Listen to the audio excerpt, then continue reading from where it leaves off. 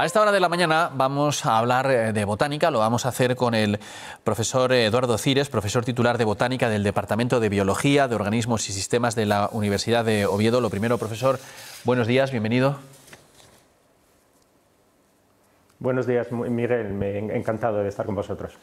Bueno, hablamos con usted porque han elaborado el primer estudio integral sobre la flora del Cantábrico. Para los que no somos expertos, para los que somos excursionistas, meros ciudadanos, ¿en qué consiste este estudio? Bueno, pues para explicar de una manera sencilla, llevamos muchos años trabajando en la flora de Asturias, haciendo el catálogo regional, pero este estudio que presentamos ahora lo que buscamos es una visión un poco más amplia, es decir, en una zona, en una ecorregión que son de los bosques mixtos cantábricos, que es decir, que engloba parte de Portugal, toda la cornisa cantábrica y parte de Francia, hemos preparado este primer estudio que está basado en registros de ciencia ciudadana para conocer la diversidad de la flora que tenemos en nuestro territorio. Dice, basado en, creo que ha dicho ciencia ciudadana. Esto es la colaboración de la gente, entiendo. Sí, últimamente la ciencia ciudadana es realmente un motor de búsqueda de nuevas plantas y de nuevos organismos. La ciencia ciudadana es aquel proceso donde la gente cuando sale al campo, hoy en día con todas las aplicaciones móviles pueden hacer una fotografía y a través de distintas plataformas y con inteligencia artificial les puede dar un resultado y pueden identificar todos estos organismos. Lo que nos hemos centrado en este primer trabajo es en recoger todos esos registros, es decir, 25 años de ciencia ciudadana y ver un poco la ciudadanía qué diversidad de flora ha registrado en estas plataformas. La verdad es que nos llevamos sorpresa porque muchas veces en el trabajo intentamos ver los distintos grupos de plantas vasculares. En el trabajo se centra principalmente en lo que serían helechos, en gimnospermas y angiospermas, y queríamos comparar si había sesgos, tanto a lo mejor por estacionalidad o por distintos grupos de plantas. Por poneros un ejemplo, queríamos saber si a lo mejor las plantas más vistosas, más bonitas, por ejemplo las orquídeas, la familia de las orquidáceas, está mejor representada que otras plantas, por ejemplo, como pueden ser las ortigas, ¿no? Y hemos encontrado, lógicamente, un sesgo en este tipo de plantas porque la gente quiere, cuando sale al campo, suele fotografiar especies pues más bonitas. Claro, mire, antes de hablar más sobre los 200.000 registros, ¿no?, que tienen, ¿cómo se consigue ese rigor? Es decir, ¿cómo se consigue evitar esos sesgos? Sí, eso es la parte difícil de este trabajo. La audiencia tiene que pensar que muchas veces, no en todos los sitios a priori se llaman igual las plantas. Es decir, a veces las tenemos bajo distintos sinónimos, a veces las identificaciones no son correctas, las localizaciones no son correctas. Entonces, siempre al principio en estos trabajos hay un proceso de curación de datos. Hay que coger todos los datos, hay que revisarlos y hay que descartar aquellos que no son fiables.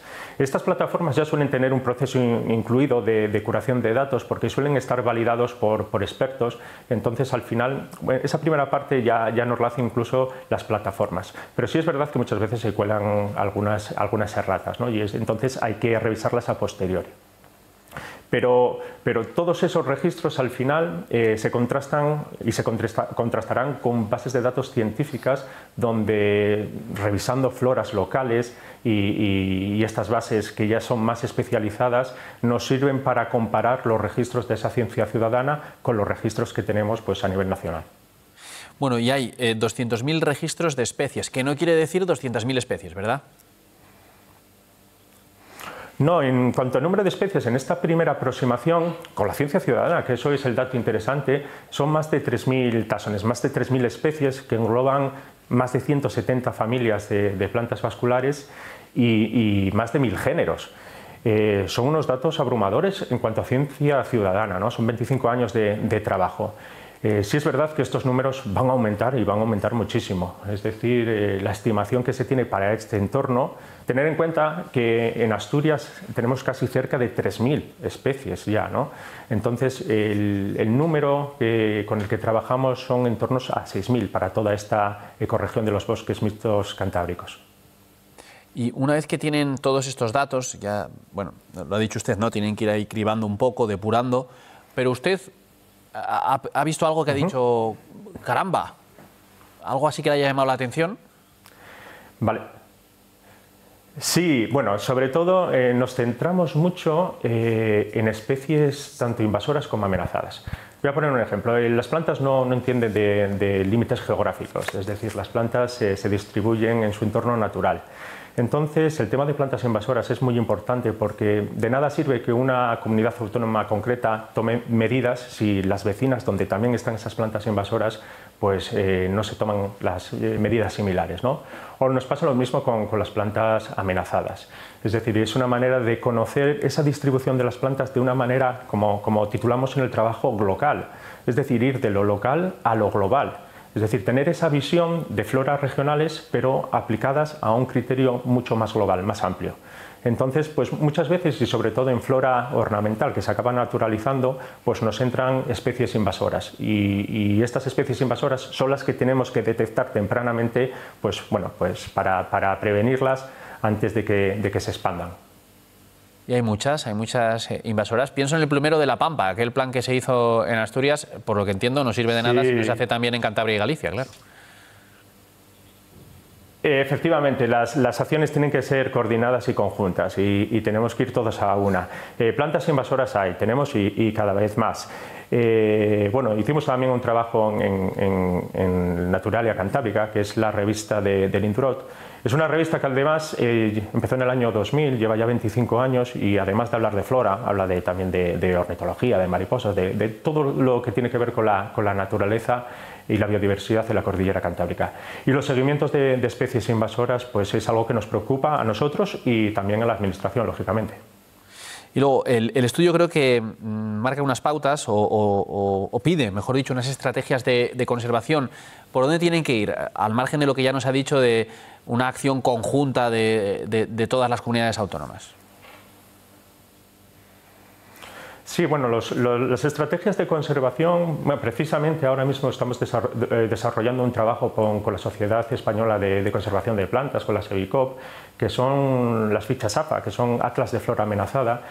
Por ejemplo, todas aquellas plantas que tenemos amenazadas, hacemos un seguimiento a lo largo de los años y vemos un poco la demografía, el número de individuos, el estado, la conservación, las amenazas. Entonces, toda esa información tenemos que ir actualizándola y conocer nuevas poblaciones, que a veces aparecen nuevas poblaciones de plantas amenazadas, conocer, localizarlas, tenerlas bien cartografiadas y al final establecer esas medidas de protección adecuadas es algo que es vital, y conocer esa diversidad de distribución de las plantas pues es algo básico a la hora de tomar medidas y que la administración pueda tomar medidas. Bueno, permítame que le pregunte, porque como le digo no soy experto. Cuando usted habla de plantas amenazadas, ¿a qué se refiere? ¿A plantas que podrían desaparecer? Sí, efectivamente. Tenemos, la audiencia igual no lo conoce, pero tenemos unos listados nacionales tanto de plantas invasoras como de plantas amenazadas, ¿no? Pero luego todas esas competencias están transferidas a cada comunidad autónoma. Entonces, en Asturias tenemos un catálogo de plantas amenazadas del año 95. Todas esas plantas amenazadas, dependiendo del nivel de amenaza que tengan, pues hay que hacer unos planes concretos, ¿no? De gestión, de conservación. Entonces hay que ir conociendo cuál es el estado. O bueno, me viene a la cabeza ahora mismo que incluso en los últimos años han aparecido plantas nuevas, géneros nuevos para Asturias. Entonces esas especies que son únicas de nuestro territorio, por mencionarles algunas, por ejemplo el ranúnculo de Muniellos, o la centaura de Somiedo, o una umbelífera que descubrimos hace unos pocos años, que es el género Rivas martinezia, con la especie Rivas martinezia vazquezi, pues son especies que solamente aparecen en Asturias. Y entonces tenemos que conservarlas, ¿no? Tenemos que intentar que la administración y la ciudadanía las conozca y valore esa gran diversidad de flora que tenemos en nuestro territorio. Este que ha citado de Muniellos y de Somiedo están entre las amenazadas. Sí, tienen distintos grados de amenaza. Y luego, dentro de las listas internacionales hay unas listas rojas y entonces, pues bueno, se les dan unas categorías. No, y lo ha dicho usted, pero lo quiero recalcar porque me ha parecido entenderle que es importante actualizar el catálogo, por ejemplo, de plantas amenazadas. ¿Ha dicho que el catálogo que tiene Asturias es del 95? Es del año 95. Se hicieron varias propuestas que no llegaron a buen término, actualizando. Piensen, sobre todo la audiencia, que al final las plantas, y sobre todo desde el año 2000, los nombres de las plantas y la información que tenemos ha cambiado mucho cuando se instauró de manera rutinaria toda la biología molecular. Entonces, a lo mejor lo que antes se pensaba que solamente era una única especie, a lo mejor luego se dividió en 2 o en 3. Y toda esa información que tenemos en la actualidad tenemos que trasladarla rápidamente a todos esos catálogos de protección, tanto a nivel nacional como a nivel autonómico. Y por último, si me lo permite, leyendo un poco la información que nos facilitaron sobre el estudio, me gustaría que recalcara usted la importancia, por qué es importante conservar los bosques mixtos cantábricos. Dicen que es crucial.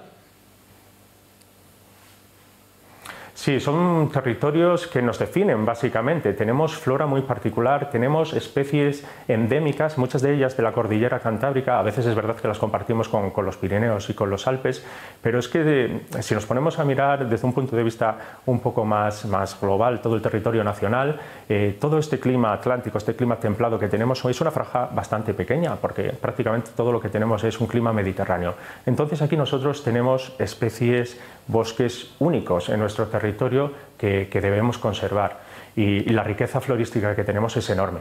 Entonces, lo que queríamos también destacar con este trabajo es que al final la ciudadanía en los últimos años está empezando, o estamos viendo que está disfrutando, está subiendo información a todas estas plataformas que los científicos, tras una validación de los datos, podemos ir utilizando para mejorar y conocer toda esa diversidad que tenemos en el territorio. Pues Eduardo Cires, profesor titular de Botánica del Departamento de Biología de Organismos y Sistemas de la Universidad de Oviedo, muchas gracias por atendernos. Enhorabuena por este trabajo. Muchísimas gracias. Hasta luego.